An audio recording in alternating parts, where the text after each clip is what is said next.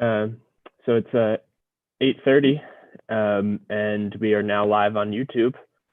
Um, Good morning, everyone. On behalf of everyone at Social Impact and Blue Marble Evaluation, and thank you for joining us to help us launch the remote developmental evaluation how-to guide today. And Michael, if you could take us away. All right, thank you, Dom. I'm Michael Quinn Patton, and welcome you to this Blue Marble webinar on remote developmental evaluation. We're delighted to have people joining us from around the world for this important session. I'm going to do a quick overview of both Blue Marble evaluation and developmental evaluation to set the context for this session. Blue Marble evaluation has emerged as an approach to looking at how global systems operate, and in the context of the global climate emergency, the pandemic, social justice issues, the Agenda 2030, the Sustainable Development Goals, looking at evaluation from a global perspective. This flows from our work historically on utilization-focused evaluation, which gave rise to a particular approach to useful evaluation called developmental evaluation, which I'll say a bit more about. That gave rise to principles-focused evaluation and now Blue Marble evaluation. Developmental evaluation emerged as an approach to evaluating innovation and adaptation. Historically, evaluation, we say, grew up in the projects. It has been aimed at evaluating projects and programs, largely searching for best practices, models that could be disseminated and taken to scale. But part of what we found is that there are certain kinds of initiatives and interventions and arenas don't lend themselves to project thinking, that are inherently ongoing, developmental, adaptive, innovative, and they need a different form of evaluation that is congruent with that. Things like leadership development, ongoing innovation among communities, conflict mitigation, advocacy campaigns, changing norms, transforming systems, community engagement, collaborations and networks, social movements. None of these things are projects. They are inherently developmental and adaptive as conditions change. And so developmental evaluation emerged as a way to engage in these kinds of important change efforts. And those efforts are guided by principles, as opposed to a set of practices that laid out in detail. Principles anchor the initiatives, they're values-based, they say what's important, what people care about. And it's in that context that Blue Marble evaluation then emerged as we care about our planet, the future of the planet, and the ways in which all of us have a responsibility for the future of humanity and the environment. And so Blue Marble evaluation is based upon the iconic image of the Earth, the first picture taken of the Earth from the space in 1972 in the Apollo mission. The final Apollo mission immediately dubbed the Blue Marble image, showing our Earth as one, our home for all of us, one humanity, all on the Earth, without borders, without boundaries. And so Blue Marble evaluation has emerged as a way of thinking in global systems, across sectors, across issues, across boundaries, and to engage in thinking globally while acting locally within context, but placing those actions in a global context. And so we've built on utilization-focused, developmental, principles-focused Blue Marble evaluation as a way of thinking about these issues and engaging in them. And then the coronavirus hits and makes this all much more urgent and reinforces the notion that we are all part of a global community. The evaluation community has had to adapt and adjust to the global pandemic. Virtually a year ago now, I wrote a blog for the Blue Marble evaluation website saying we're all developmental evaluators now. We're all having to adjust and innovate with programs and with our evaluations.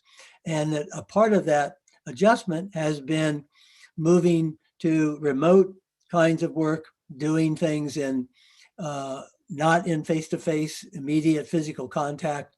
And that gives rise then to remote developmental evaluation. And the important work that this team you're going to hear about today has been adapting developmental evaluation to what it means to operate in a pandemic environment, in a ways in which we are all adjusting and innovating. And this very exciting development of developmental evaluation is our focus today. So I'm pleased to introduce, to get us started, Dr. Sigit Sulistyo, who is going to be coming to us from Indonesia, and he will introduce the program for the day. I want to welcome him and the social impact team and thank all of you for being a part of this. So I'll turn it over to you, Dr. Sulistyo. Yes, thank you so much, Dr. Patton. Hi, everyone. Greetings from Indonesia. My name is Sigit Sulistyo, and I'm working with the Health Office at USAID Indonesia. So it's a great pleasure to join our webinar today. And I would like to thank Dr. Patton for hosting the webinar on the Blue Marble Network. I've been reading some of your books, and it's great to meet you virtually. And also, I would like to thank Developmental Evaluation Activities for participating in the study and serving as webinar panelists, including a USAID Digital Strategy D in Washington, a USAID Circle D in Tanzania, USAID Global Development Lab, UNICEF DE in New York, UNFPA DE, and Gates Foundation Jilinda DE in Kenya. And USAID Indonesia is grateful to support the DE for Jalin to develop the guide on conducting remote DE based on the lessons from different DE across the globe. And we're hoping that the guide can be useful, the lessons learned that gather across the globe to inform future remote DE, especially during the COVID-19 pandemic. So I look forward to the discussion and also learning more from the group today. Thank you so much. And with that, I turn over to Chris to continue the discussion. Over to you, Chris. Thank you. Thank you, Michael and Sigit. My name is Chris Thompson. I'm the Chief of Party of the Developmental Evaluation for USAID Jalin. This guide really started last summer when we went remote and we reached out to 5 other DEs to see how they were doing it. We decided to develop a guide because we recognize that developmental evaluation is a relatively new branch of evaluation sciences. So we wanted to give back in that way. It's my pleasure to introduce my colleague of the last 3 years and our Deputy Chief of Party, Ria Wardani, who will be a panelist later, and also to introduce Dom and Sierra. They're with the Global Development Lab, the USAID Global Development Lab funded DE pilot activity, and Dom and Sierra will be our facilitators today. Yeah, thank you, Michael, Sigit, and Chris, and thank you everyone who's able to join us today. Thank you again to our contributors and funders for helping make this possible. If I could just share my screen and go over just how we'll present the format of our webinar today. It will be in the form of, or revolve around the following common challenges that remote DE faces. And among them, embeddedness, trust, engagement, data collection, and deliverables, learning process, products, the whole reporting process. And we'll invite each of our contributors who have helped make this guide possible to speak on a particular challenge that they've faced and overcome, and overall potential advantages that remote DE could bring over in person, whether unintended as a result of doing it in this pandemic environment or otherwise. And with that, I'm very happy to turn it over to our first set of colleagues, our contributors from the UNFPA DE, a truly global DE that has a really unique perspective of operating both before and during and after the COVID-19 pandemic, and has a really unique perspective where we owe them a lot of credit for developing our content that we have on the embeddedness topic.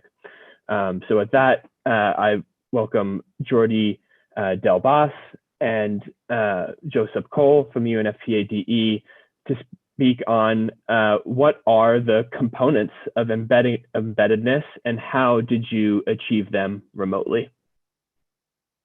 Thank you so much, Dom and team, for inviting us. It's such a pleasure.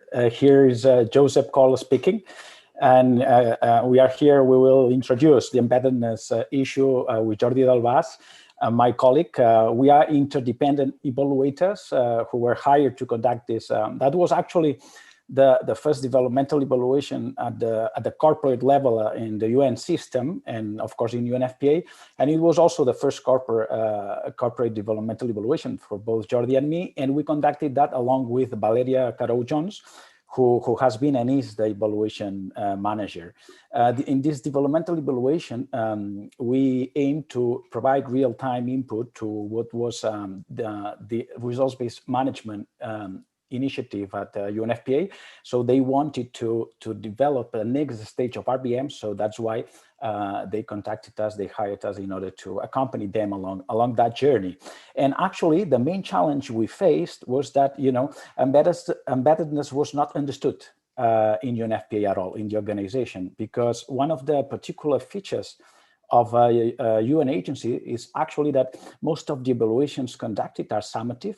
And in UN agencies, in these kind of evaluations, there's normally a kind of a fear of being judged, a fear of judgment, of being evaluated. So we faced a lot of resistance, and that was actually the major challenge we faced at the very beginning.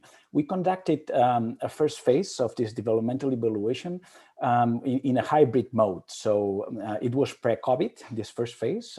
And so we combined some on-site visits, but mostly we also conducted the exercise remotely. So how we overcame that challenge? Well, one of the main points was actually that we developed a comprehensive stakeholder mapping, and we tailored all the initiative to all the needs that we saw with the different business units that were somehow involved in the exercise. So, for example, we went to the different business units. We explained the relevance of the exercise to them, and then whenever we got feedback, we were also involving them in one-to-one meetings, discussing the relevance of the feedback obtained, just particularly to each business unit. That involved, of course, tailoring, the exercise to maybe from 8 to 10 business units, but it actually paved the way for us, in order to get that engagement and to embed the exercise into the organization, and specifically into those business units that somehow were also involved in the exercise, or that the feedback and the consequences of the exercise were involving them at some point.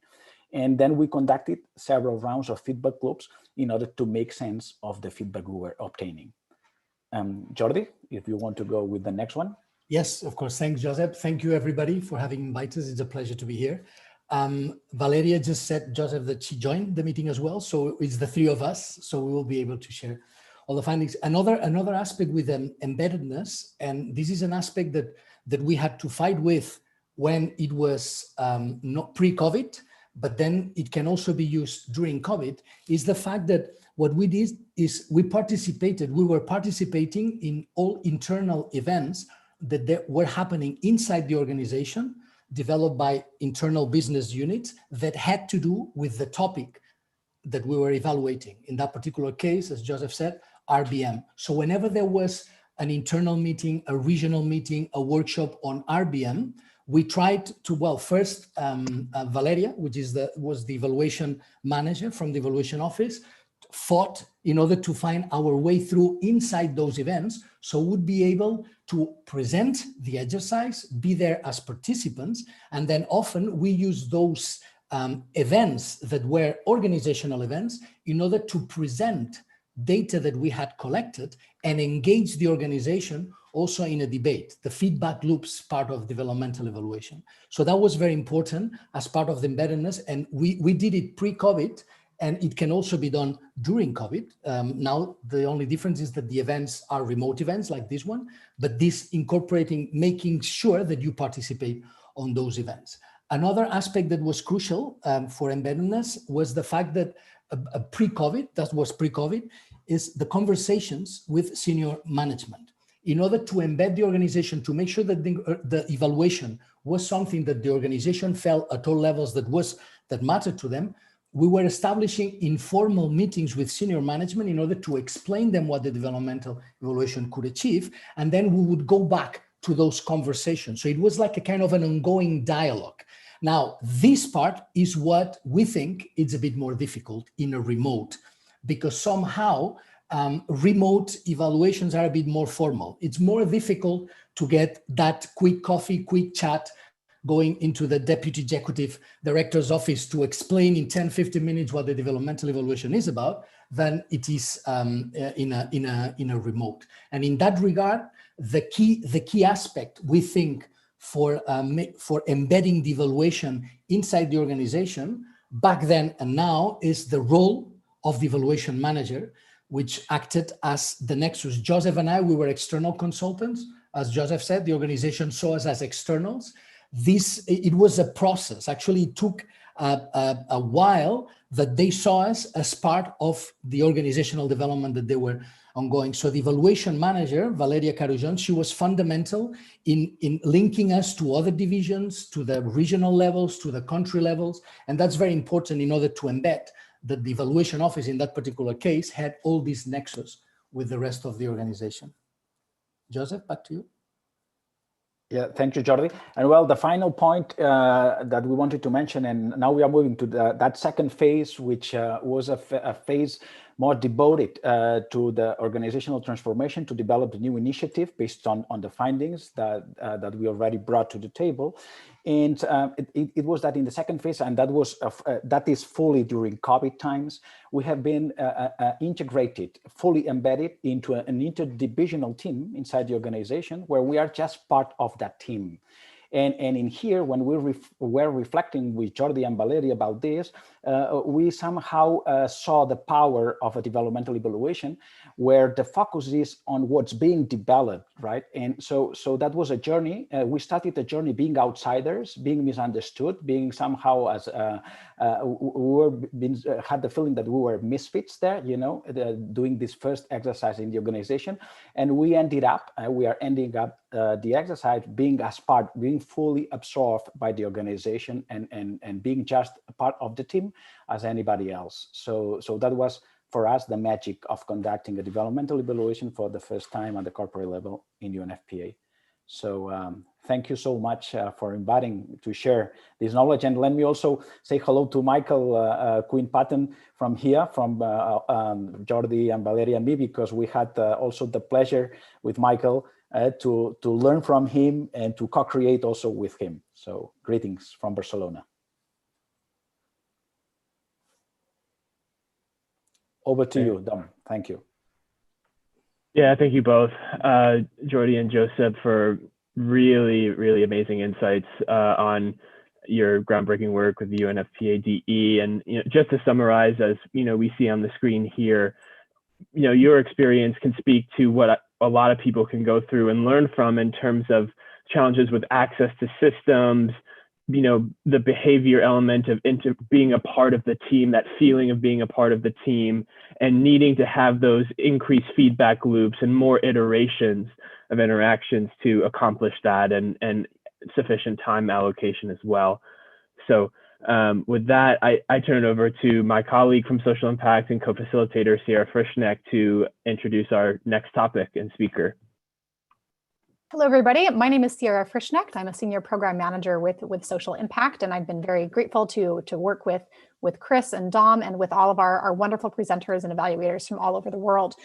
this has been a big effort, as you can see. We were able to hold some just very interesting conversations, and it's always wonderful to connect with others involved in developmental evaluation. And in this particular case, I'd say that Dom and I had the advantage because we'd actually connected previously with each of these evaluators and on a series of case studies that I'll also share the link for. And so being able to follow up on kind of a case study about how developmental evaluation is done under different circumstances and around the world, and then be able to add on what does developmental evaluation do? How do we live our message and adapt in face of complexity and crisis takes those learnings to another level. And so in all of our discussions, we've pulled out these different areas of challenges. I think embeddedness being kind of one of a critical aspect of developmental evaluation, and very important to cover kind of how we would tackle that remotely. And no less important is our second major challenge of trust. I mean, trust is essential to effective developmental evaluation. And how does an evaluator establish trust or maintain trust when forced to transition remotely or to operate fully remotely? So for this, I'm going to turn it, though, of course, I think all of our evaluators can probably speak to aspects of these different challenges. I'm going to ask our evaluator from the USA Digital Strategy DE, Laura, to kind of orient us to how you secured and maintained the legitimacy of your work through a screen over the last year, and your insights on kind of what technologies or platforms have worked and how you have found trust building to be effective for you despite your virtual status. Sure. Thanks, Sierra. And thanks to everybody. This is a really wonderful convening. There are many challenges to doing a developmental evaluation remotely. Some of them, in fact, I would even say most of them, are the same kinds of challenges as when you conduct a DE in person, in pre-COVID or post-COVID, hopefully soon times. But I want to focus specifically on how to develop relationships, encourage interactions, and establish rapport remotely. So I think about it in terms of three areas. The first is informal interactions. How can you take the place of those, informal but essential aspects of DE, like running into someone in the hallway and chatting with them, or just developing a really nice informal relationship with people in the kitchen or lunchroom or cafeteria. So one is those kinds of informal interactions. The second is the day-to-day meetings, the interactions that you need to have to accomplish some sort of task.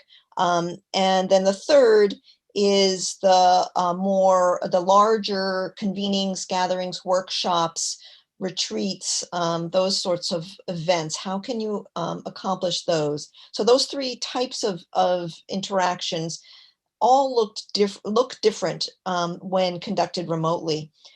So for the first, the informal interactions that are really crucial for building rapport and trust, I think it's especially essential to get onto listservs, to figure out where people are doing those sorts of informal chatting kinds of interactions.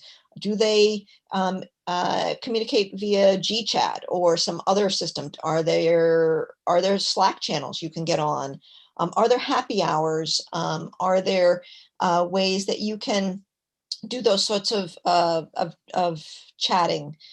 So those are things that I found to be really important in the DE that I'm in the middle of with the USAID, U.S. Agency for International Development's new digital strategy, which is extremely complex. There's 16 initiatives. I work mostly with 4 of them, but also cross-cutting across all of them. So finding out ways to interact informally and the platforms for that was really important.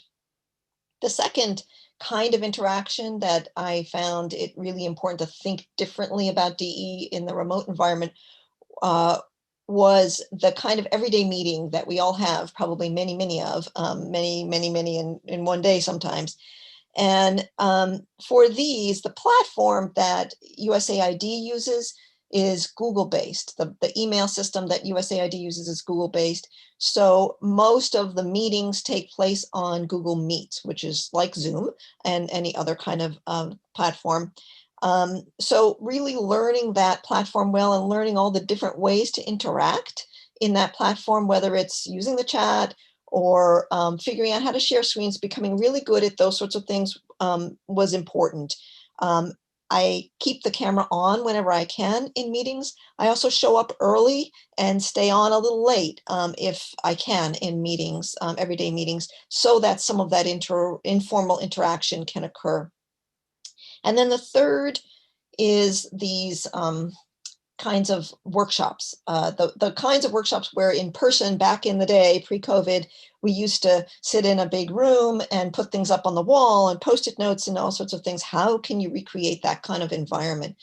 Well, so I've experimented with a number of things and different platforms. I don't have the single answer. I think it will depend on what all of you have as your own needs. I have really enjoyed learning how to use Miro and also Mural. Those are two of the platforms. There are many that have both pros and cons to them. On the pro side, they're very visually appealing. They're generally user-friendly. They have automatic things that allow you to do really quick post-it notes. They give you templates so you can do a Venn diagram, or you can have an automatic setup for an after-action review, all of those sorts of things. You can do dot voting. You can have all kinds of other templates and activities. On the downside, they do require your users to learn how to use them. Even if it's quick, sometimes it's a burden, and sometimes it is necessary to give people time to learn. And sometimes people don't really want to learn, so that's an obstacle. And then there are also obstacles such as, like, does your U.S. government agency allow its staff members to even participate for security reasons? Or do people not really want to set up an account if that's required for the platform? So pros and cons. But now, since, as I said, USAID is a Google platform organization, what I started out using and have continued to use and often revert to are some of the basic Google tools. For example, Google Slides. If you are in a Google slide, kind of PowerPoint deck, you can actually zoom way out and have the slide be at the center, very small in your screen. And all around the slide is essentially white space that you can use much as you would use on one of these commercial platforms like Miro or Mural. But you have to create your own shapes if you want post-it notes, or dots if you want dot voting. But you can use it that way. It does take a little bit of instruction to people in terms of how to zoom in and out, but it can work to do those kinds of interactions.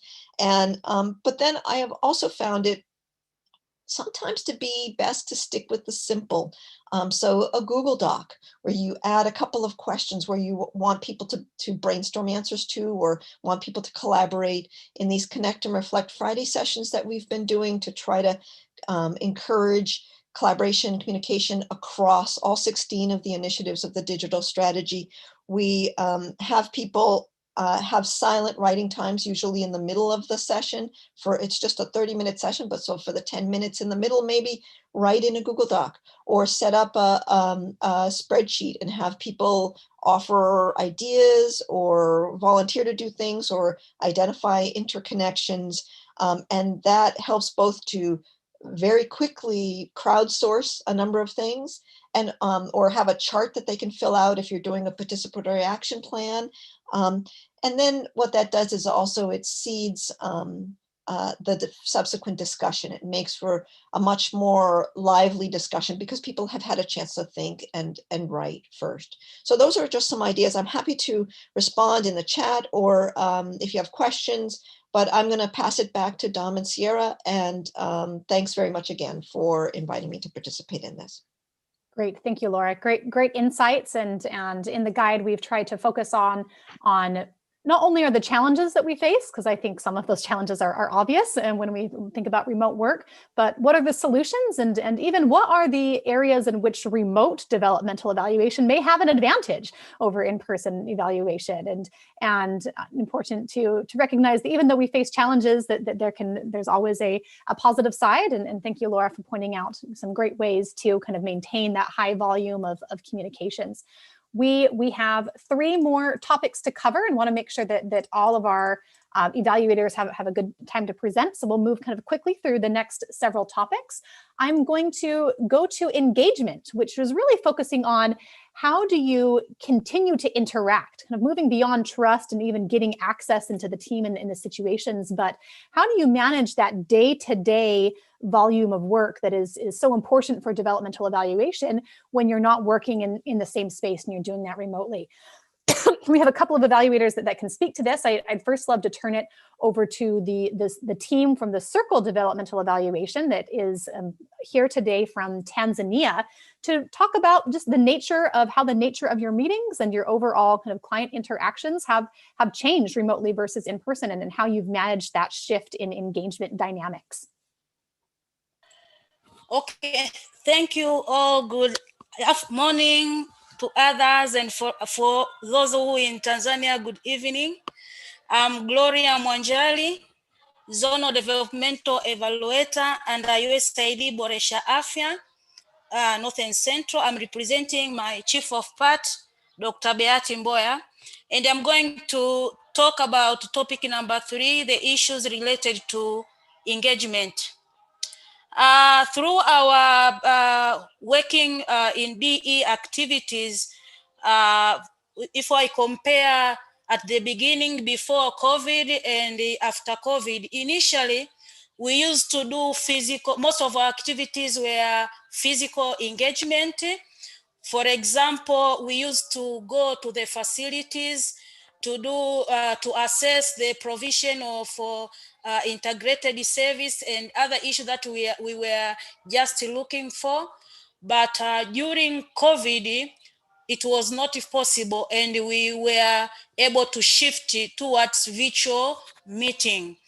And I will discuss here some of the issues that emerged during our period of working before and after COVID, and how we managed to resolve. The first issue is number of participants during the meeting. If we compare before COVID, we did most of our meetings physically at the regional council, as well as when we have national meetings with partner and donors. And if I compare the number of participants during physical meeting, we didn't have much number of participants, especially partners and donors, because others were also engaging in other activities. As we know that when we conducted a physical meeting, it required a certain place where all of us gathered. So for some people who were not at that particular area by that time, it was not possible for them to attend.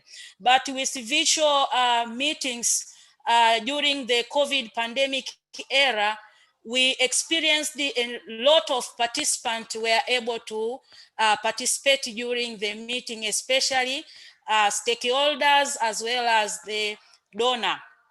That was the first observation, and a number of participants. Also, we experienced an issue of network connectivities. We know that successful virtual meeting require availability of a strong network for making phone call as well as internet if we want to conduct these Zoom meetings, as well as Skype or Google meeting.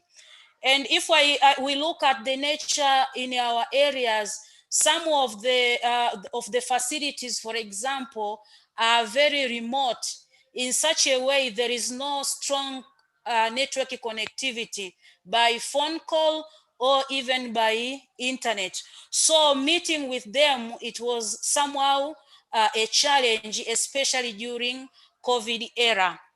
And in order to resolve this challenge, DE was able to adjust in such a way that we were rescheduling meeting according to availability of the participants, especially at the facility level.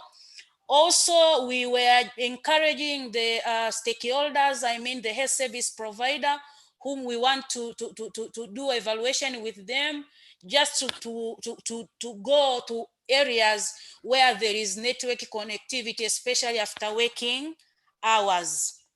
So that is the second challenge on issues of connectivity. The second challenge was the issues of tools, skills, and knowledge, as well as application and its application. We know that if we, before COVID, we used to do physically, whereby we did one-to-one interview, especially at the facility level. But with COVID era, we use mostly phone calls, as well as digital communication with them.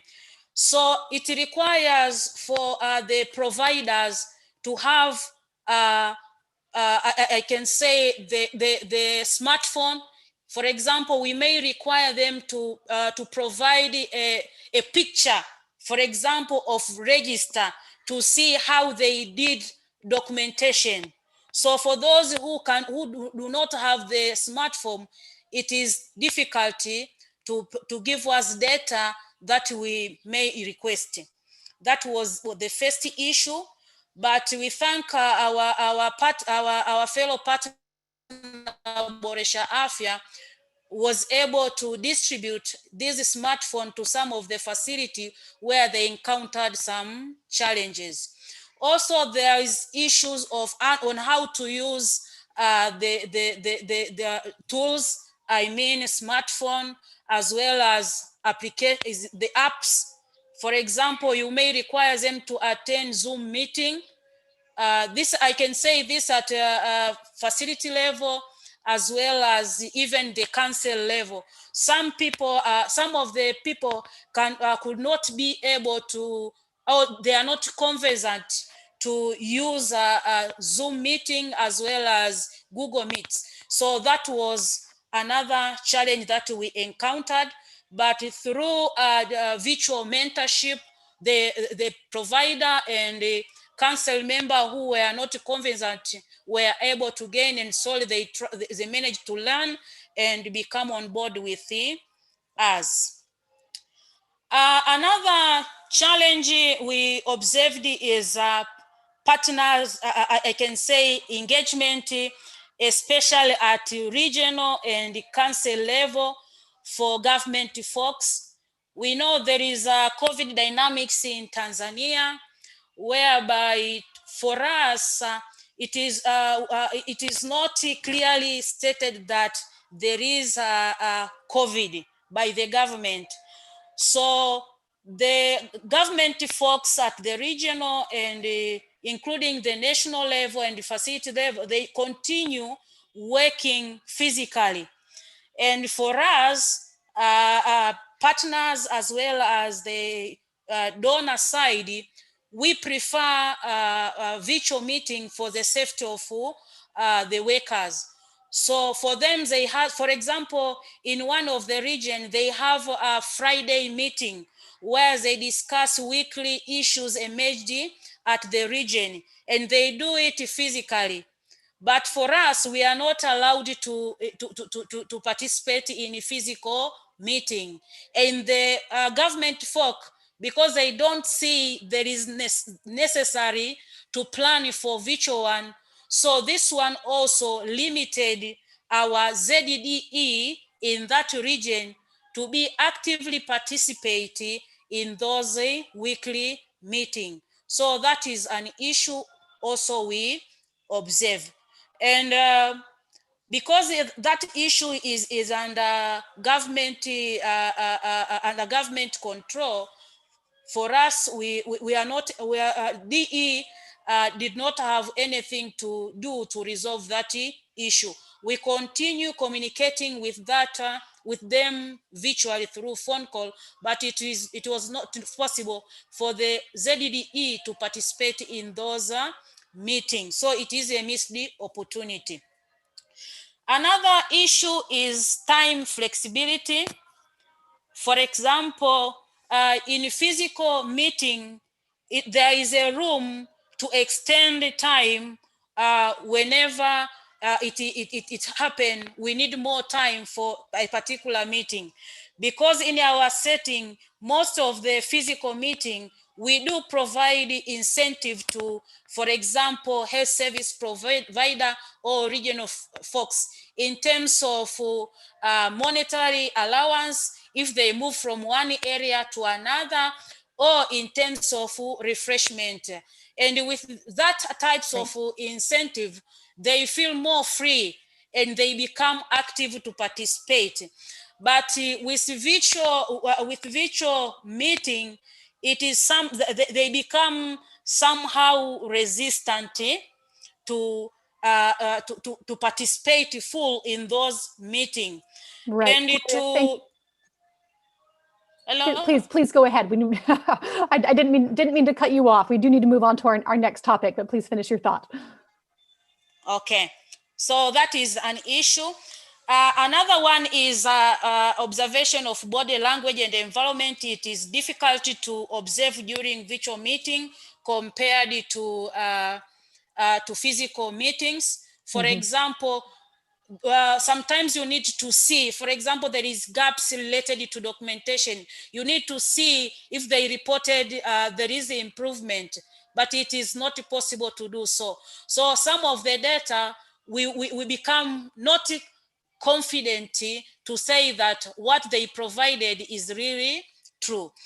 Great, thank you, Gloria. We're going to cover some of the data topics in our next presenter, and I'm sorry to cut you off. We do have to move on to our next topic. Thank you. Okay. I think you gave some excellent examples about the challenges of engagement, some of the ways that you've been successful in being able to invite more participants than you could previously in person, and also some of the challenges in being able to validate kind of data quality when you don't have as many in-person interactions.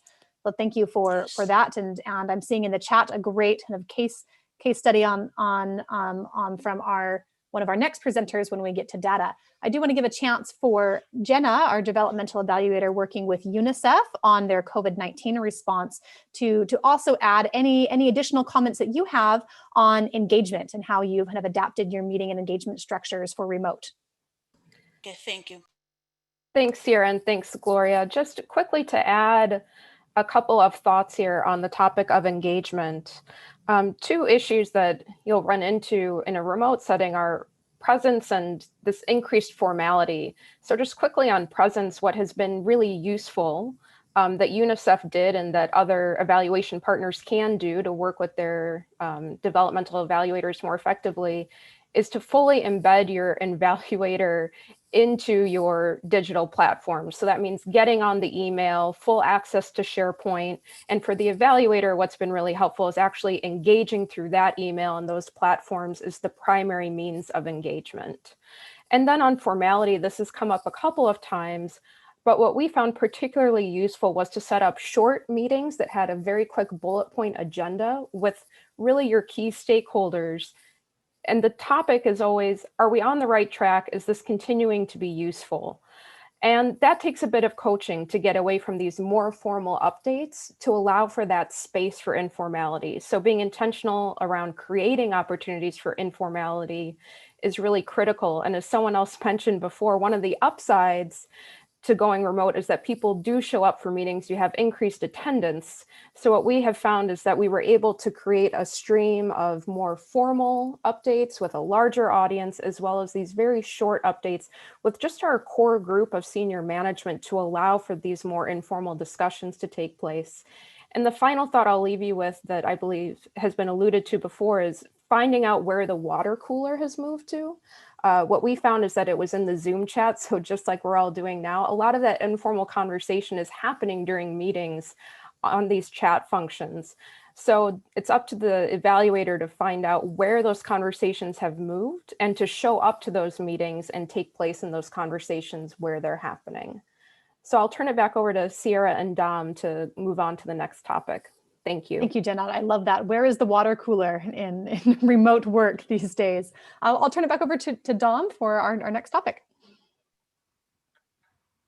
Yeah, thanks Sarah and Jenna, Gloria, everyone, for continuing to share these awesome learnings with us, and speaking to the shared situation we're all going to, but again, doing what we do best in DE and adapt and manage it. So on the subject of data, I just want to briefly turn it over to our colleagues from the Jalinde DE in Kenya, who have contributed to this guide, specifically Abednego Musau, who shared their great DE case study with us in the chat, and just in a couple of minutes to share his experience, Jalinde's experience of completing field work and site visits remotely and ensuring the quality and secure storage of data remotely.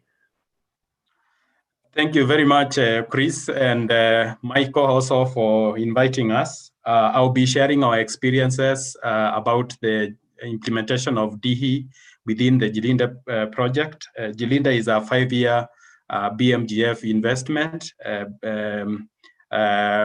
basically with a mandate to demonstrate and document a model for pre-exposure prophylaxis for HIV scale-up in low resource settings. And we are based out of Kenya. And the reason why DE was basically adapted for this project is because of the complexity, the lack of existing benchmarks, and of course the evolutionary nature of the landscape within PrEP is implemented.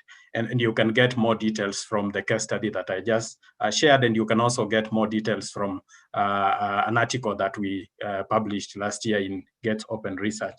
So when basically we implement DE remotely, we have to be cognizant that data remains a very important component of DE, and therefore, because it facilitates collaborative analysis and also guides reflection, and because it is also useful in uncovering lessons and has potential to generate insights on solutions to implementation problems. So when we conduct remote DE, we have to be conscious of 4 key issues, and I will be talking about those issues, giving a few examples. And one of those issues is how to balance between in-person and remote data collection, because there are circumstances where it is impractical, for example, to collect data remotely because of issues of connectivity and lack of mobile access. So it has to be a very tight balance, and middle ground has to be sought so that blending the 2 approaches can be able to address challenges that each of those methods might have. And then it's also important to decentralize data collection, particularly to the lowest levels, so that in case areas are not accessible, then data can still be gathered from hard to reach places. And then also reviewing tools, particularly in conformity to COVID-19, and adapting from physical in-person data collection to remote data collection is reviewing the tools so that the data collection tools are only capturing the most important information. So the second other issue is the potential delay that might occur during transmission of data from the fields where it is collected to the evaluators. And I think this might occur because of either challenges with movement, issues of staffing, and because of COVID-19, we already know we might have a situation where we are evolving individuals who are not used to remote working to do it. So we might have challenges with responsiveness. So one way of dealing with this challenge is to try as much as possible to accommodate flexibility and create buffers within our work plans, so that if there are any delays, they are accommodated and the evaluation process is not negatively impacted. The third other issue is the issues of quality. When you collect data, particularly that predominantly is remote, you have to think about how do you lean towards the use of digital tools as a main source of the main method of capturing information, and how you also are able to triangulate multiple sources of data, so that in case some pieces have errors, you can actually be able to confirm that information from other sources.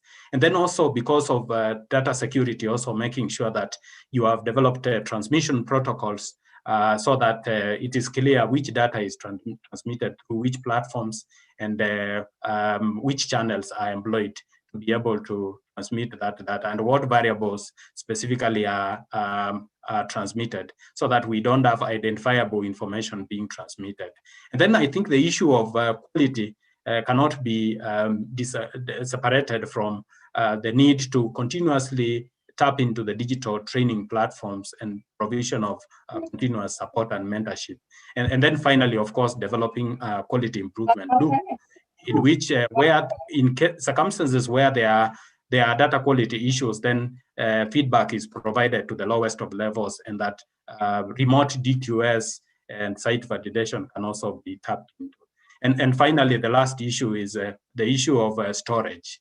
Evaluators would need to, from the onset, think about how do we store this data in a way that we do not compromise the security, but also we maintain a knowledge base that we can be able to facilitate collaborative analysis, but also be able to ensure that data is available for analysis. And one way to address, to ensure that there is storage, is to develop a knowledge management system that ensures that data archiving is easy, that the process of retrieving data is also streamlined, but also ensuring that where identifiers are informed, restrictions and encryption is also done, so that there are no violations of individual rights. So those are basically some of the highlights that I've been able to touch on them, and you can get more details from the e-guide. Thank you. Thank you so much, Abednego, and for all these insights and for all these resources, the articles and case studies that you shared with us as well. You know, I remember that the interview that we had with you and the team when we were putting this guide together, the quote from you and the team was that data collection in the COVID remote environment, we almost have to treat it as if it's a conflict environment, the way people treat data collection in conflict environments, where it's there one day, people are there one day and not the next, and not being, not taking anything for granted, to make sure it's properly documented, photocopied, stored, and secured, to make sure it's there for future use. So yeah, just moving right along to our last but certainly not least topic and presenter, our co-funder and big contributor to the DE from the Jolin team, who can speak to when now that you have collected the data, how do you go about producing deliverables and reporting on it remotely, and what that process is like for maximizing the attention and utilization of your products by your client teams.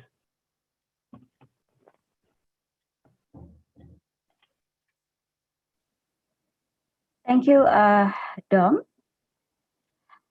I'm Ria Wardani, Deputy Chief of Party for UCTE Jalin.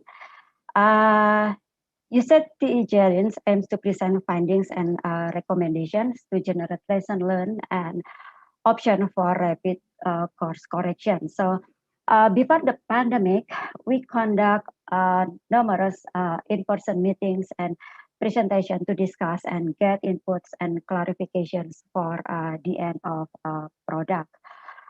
And when the pandemic begins, we need some adjustment to continue support to the clients during the pandemic. The DE continue produce significant product and deliverables. However, we face some challenges in the process. Working remotely has increased the time for coordination and management of technical activities, and where the team need more time to convey and observe the technical direction to coordinate different pieces of the work products, and also to understand the client's need. At the end, this could affect the completion of the products and deliverables. So the team work collaboratively to ensure that the final products are comprehensive, but it's also a challenge in the process because in a remote environment where we are working from home at different places, it will take another time to manage responses and ensure the team's agreements on the best strategy and approach for moving forward the activities. So we understand that to overcome these issues, we need to increase communication to ensure that deliverables are meeting the clients and also the stakeholders' needs. So we establish more frequent communications through phone calls, WhatsApp, emails, and also online meetings to ensure that we have the same understanding and that the work with the work products are cover all the work components. The team has diligently worked to address this by being available to rapidly respond to each other's comments and review drafts. And also it needs the team's commitment to adhere to the timeline that has been set up, and also being flexible to adjust the working hours to anticipate in receiving delays, respond for inputs to response to the products. To generate the maximum interest and utility for the client, we think that it is important to have understanding on who the audiences are, what they care about, and how the deliverables will engage with them. So in this case, we need to identify the target audience and also their behavior. For instance, we noticed that during the pandemic, the clients and also the stakeholders are spending more time on online meetings, and this might increase fatigue from being online all the time. So the deliverables products will be enjoyable, easily digest, and not time-consuming. Actually, before the pandemic, the DE for Usage Challenge has packaged the key findings and recommendations of each evaluations product into visually appealing products such as infographics and posters and also maps, both in digital and printed versions to generate maximum interest by the clients. During the pandemic, the DE for Usage Challenge offered even shorter visual and innovative products to have clients monitor the progress of the work.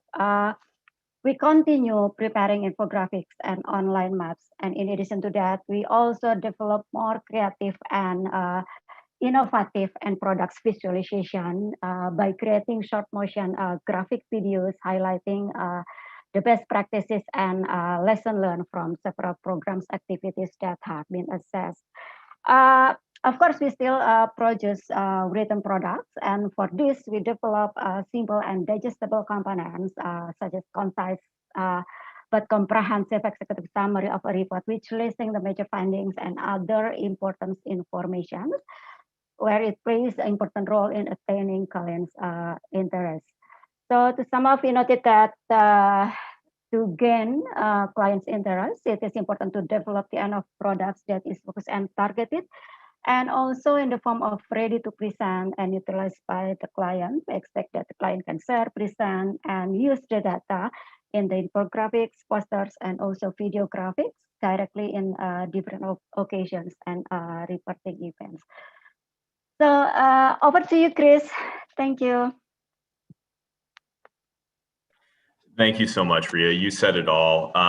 Just want to leave everyone with a quick story.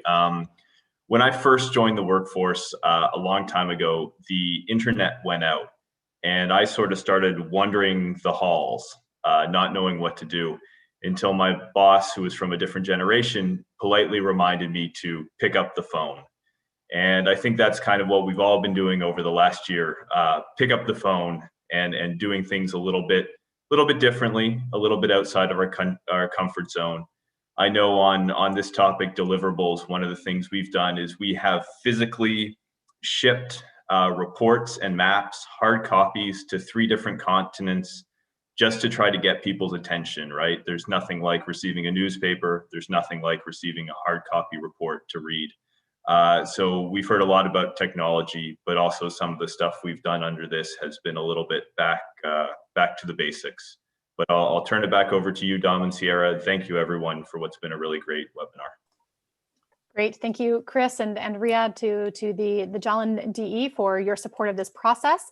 We are at time. We are not quite to the end, and so I think we'll wrap up here. And I'm seeing so many great questions, some of which are getting responses in the chat, some which need a little bit more attention. I think we'll plan to wrap up the formal part of our thoughts, and then if those who want to ask questions want to stay on, we'll also include contact information at the end. If we're not able to get to your question during our session here, then please feel free to reach out to anyone on our team. And there's also names and some more information from each of our presenters within the remote DE guide, which you should all have available to you.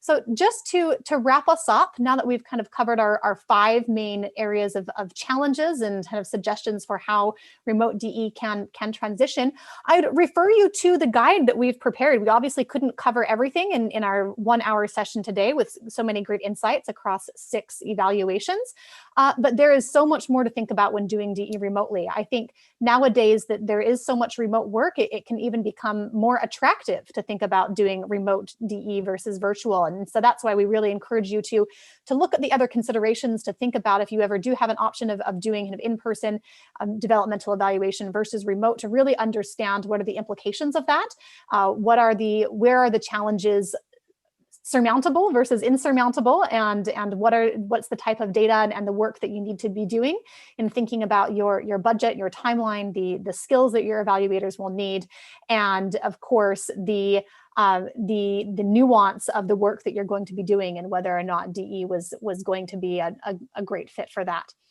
So now I'm going to turn it back over to, we have kind of a Q&A next. I'm going to direct you to a survey. I'm not certain that the link is going to work through presentation, so perhaps Dom can put the link to that survey in the chat, and we'll also be reaching out to everyone who registered for this event, hoping that we got many here, but because of time differences, I'm certain that many are not able to attend.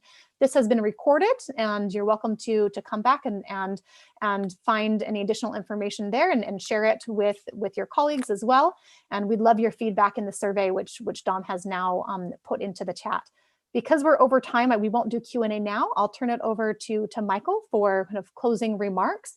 And then those who want to stay to ask questions are welcome to. And of course, as many of our evaluators and team members as can stay would be welcome to. And otherwise, we hope to connect with you further more directly. I think if Dom can show the contact information at the end, we'll also put that into the chat, and are so grateful for the over 200 participants that we had from Nepal to Uganda to Mexico City to Istanbul to Indonesia today. So really a great representation, and thrilled to hear that so many people are interested in this important work of developmental evaluation. Thank you, everyone. Over to Michael. Thank you, Sierra. Absolutely amazing panel. Thank you all for participating, for your insights. What comes up for me as I was listening to this work is the ongoing development of developmental evaluation, and that we are all developmental evaluators. A major theme of the last decade in evaluation is the way in which the field moves beyond having been dominated by methodological concerns and criteria to being a way of thinking. And you've certainly seen this today, that developmental evaluation and Blue Marble evaluation are ways of thinking about things. It's a mindset, adaptability, agility, bottoms up, contextualizing work, connecting the local and the global. These begin as mindsets, as a way of thinking about what's going on. And the beautiful examples that we have today of connecting the local to the global, and of this work developing from the bottom up, developing in place, in sites, in countries. Those of you doing the work on the ground, and then networking and connecting together as a global evaluation community. It's thrilling to be part of this global evaluation community of people sharing insights, sharing concerns, sharing new developments. And that's the essence of what the Blue Marble Evaluation Network is. You can register to be part of the Blue Marble Network on the Blue Marble Evaluation website. And those of you who are registered for the webinar today will get a notice about when the recording is available. So thank you all for being a part of this. Thanks to the presenters, to Social Impact, to USAID, to our Blue Marble team, and we'll leave it at that. Keep in touch. We'll continue to develop developmental evaluation, the evaluation field, Blue Marble evaluation, and make our contributions to a more sustainable and equitable world. Thank you all. Goodbye. And so those of you who want to stay on, as Sierra said, can do so for interaction, but we're going to officially